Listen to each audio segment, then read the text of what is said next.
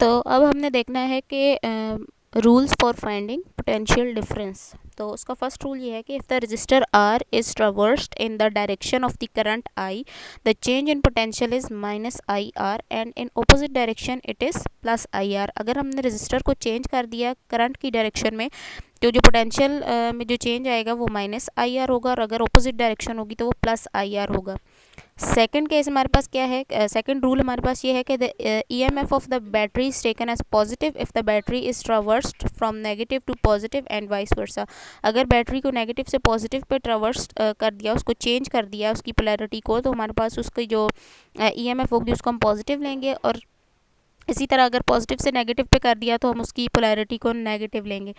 इसके अलावा हमारे पास क्या होता है कि किसी भी सेल के अंदर जब हम सर्किट की बात कर रहे थे तो हमने इक्वेशन निकाली थी I is equals to E over R. तो यहाँ पर हमने ये इक्वेशन जो ऑब्टेन की थी उसमें हमने कोई भी इंटरनल रेजिस्टेंस बैटरी की कंसीडर नहीं की थी। हमने ये कहा था कि बैटरी की जो इंटरनल रेजिस्टेंस है वो हमारे पास ज़ीरो हो जाती है, लेकिन जो इंटरनल रेजिस्टेंस है उसको हम इग्नोर नहीं कर सकते। ठीक है, तो अब हमने सेल की इंटरनल रेजिस्टेंस फाइंड आउट करनी है कि वो कितनी होती है।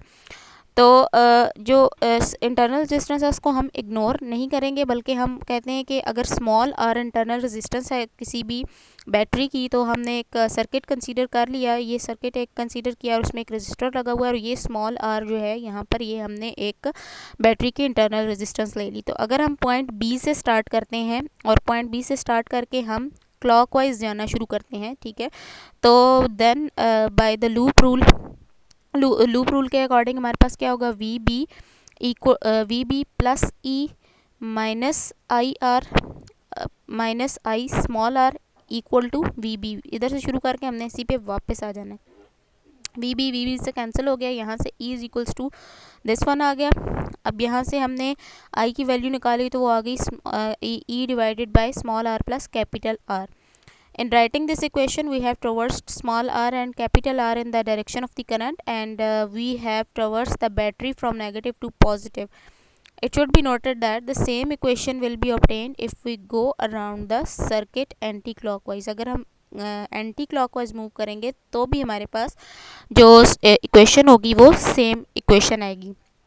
तो इस इक्वेशन में हमने ये देखा कि करंट इंक्रीज़ कर रहा है, इंटरनल रेजिस्टेंस स्मॉल आर की प्रेजेंस की वजह से करंट हमारे पास क्या कर रहा है, इंक्रीज़ कर रहा है। तो अब हमने क्या कर दिया, अब हमने फाइंड करनी है voltage at various element of the loop. अब हमने